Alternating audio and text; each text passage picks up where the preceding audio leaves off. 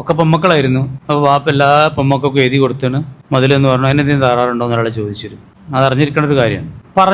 ഞാൻ മരിച്ചു കഴിഞ്ഞാൽ ഇങ്ങനെയാണെന്ന് പറയണമാർക്കല്ല, ആദ്യം തന്നെ നല്ല ആരോഗ്യമൊക്കെ ഉള്ളപ്പോൾ മരണം മുന്നിൽ കാണാത്തൊരു സമയത്ത് എന്ത് ചെയ്തു? ഇതിനൊക്കെ തുല്യമായ പല ചോദ്യങ്ങളോട് വന്നിട്ടുണ്ട്. ഒരാൾക്ക് പെമ്മക്കൾ മാത്രമേ ഉള്ളൂ, ആമക്കളില്ല. അപ്പോൾ അയാൾ ജീവിതകാലത്ത് തന്നെ മുതലൊക്കെ എന്താക്കി കൊടുത്തു? മക്കൾക്ക് പെമ്മക്കളെ പേരിൽ ആക്കി കൊടുത്തു. ഞാൻ മരിച്ചാൽ ഇങ്ങനെ അവർക്ക് ആക്കണമെന്ന് അങ്ങനെ പറഞ്ഞേക്കല്ല.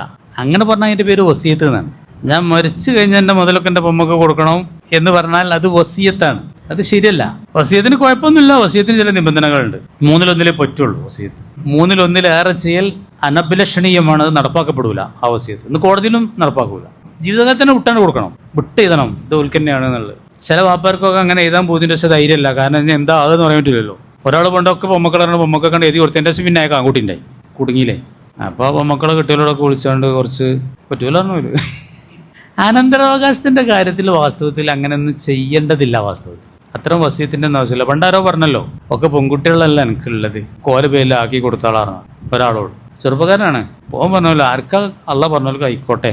ഒക്കെ പെൺകുട്ടിയൊക്കെയാണെങ്കിൽ പെൺകുട്ടിയൊക്കെ എത്ര ഉണ്ടാകുക അത് മതി. ഓൾക്ക് ബാക്കി ജ്യേഷ്ഠന്മാർക്ക് ആർക്കാ അല്ലേ?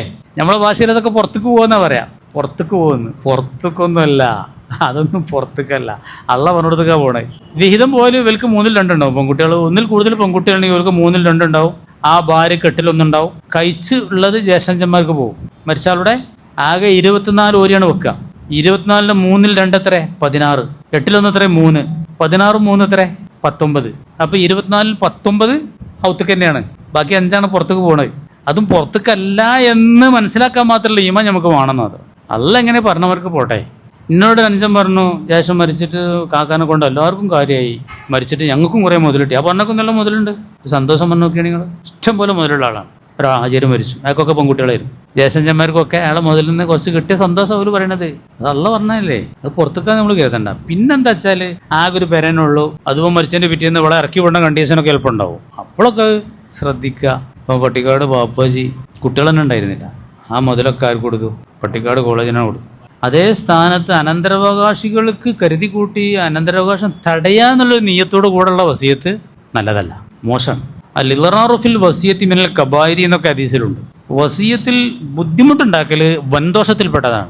എത്രത്തോളം എന്ന് പറഞ്ഞാൽ ഒരാളൊരു പുരുഷായുസ് നല്ല മനുഷ്യനായിട്ട് ജമായത്തും പള്ളിയും ഹജ്ജും നോമ്പും ഉംറയൊക്കെ ആയിട്ട് നടന്നു, അവസാനം വസിയത്ത് ചെയ്താണ് നരകത്ത് കിടക്കുമെന്ന് പറയുന്നത്. വസിയത്തിൽ ദുരുദ്ദേശം വെച്ചു, ദുരുദ്ദേശപൂർവമായിട്ടുള്ള വസിയത്ത് ഇങ്ങനെയൊക്കെ ഉണ്ട്, ശ്രദ്ധിക്കണം.